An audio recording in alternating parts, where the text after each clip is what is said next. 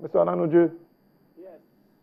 your party, according to Mr. Bahagbon, deliberately scuttles the elections that were scheduled for February 14th because your party was afraid all your gimmicks to ensure that the presidential candidate of the APC failed, and so you sought a way to give your own candidate room to prepare better. True or false? That is false. I'm happy from your own account also. You know, the world knows, Jega said publicly that the extension was a blessing in disguise. As at the time the extension was announced, Jega had not yet hired and prepared the 700,000 plus ad hoc staff that were supposed to handle this election. It's not, you understand, they have their own internal staff, but they also needed to get that 700,000 ad hoc staff. Those people had not yet, as at that time, been prepared. The card readers that me and you are talking about today were only test run after the extension was given. Even after that test run, you saw how woefully it failed. It failed 95% in Ebonyi State. It failed 72% in Taraba State. It failed in Kano. It failed 63% in Niger State. It failed 64% in Nasarawa State. The national failure rate was actually 41%. So you want to run for an election where up to 40%, more than 40% of the citizenry will not know it. The truth was, Jega was not ready. And you know, there are several component things that go into an election. Not just Jega saying, I'm ready.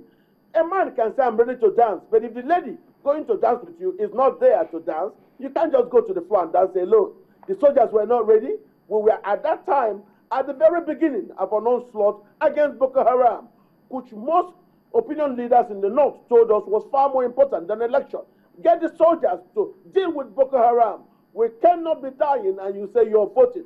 And our soldiers today, to the testament of everybody, has actually gotten very good, successful.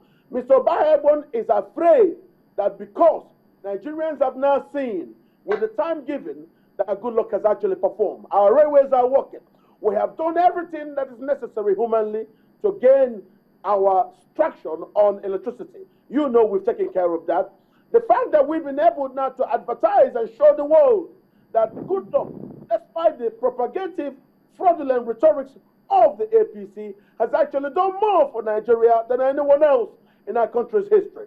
Look at northern Nigeria, where we have, as we said, a growing and expanding economy that is not inclusive of the millions of young people in the north. Why? Because historically, no education had been available in northwest Nigeria due to the introduction of the Almanjiri system.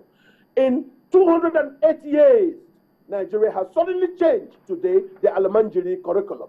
We have now made the Almanjiri curriculum so holistic that you can now have several subjects inside it. That means you will now train boys not trained on hate. Nigerians that can come out and be included in an expanding economy. And this is what we've been looking at. Show the people what you've done. General Buhari has done nothing. The APC is just a fractious party built upon hate. All they want is power. They don't want no argument. They don't. We are here doing debate. You saw me do debates around the country.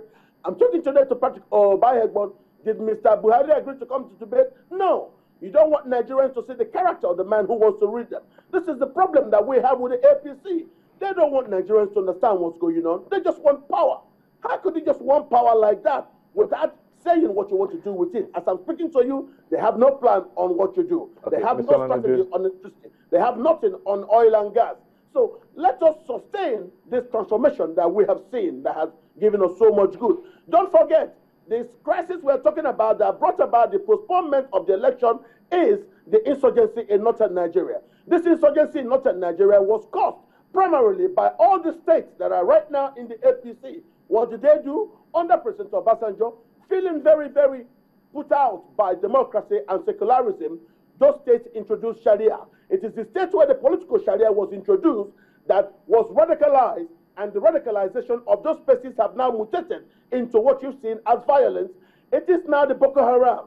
These are the same people seeking to govern when they cannot train children. Because these people have the highest amount of children without access to education than anywhere else in the world in the APC states. We have, for the first time, as Goodluck has done, introduced a rejigging of the elementary curriculum.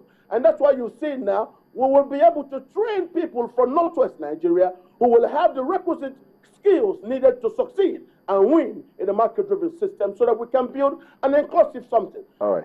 I'm happy that we've been able to grow the fastest growing middle class in Africa in Nigeria today. Okay. And nobody can deny about that. Thank you. So we'll come back to you, Mr. Onanuju. Let's bring in Dr. Tom George.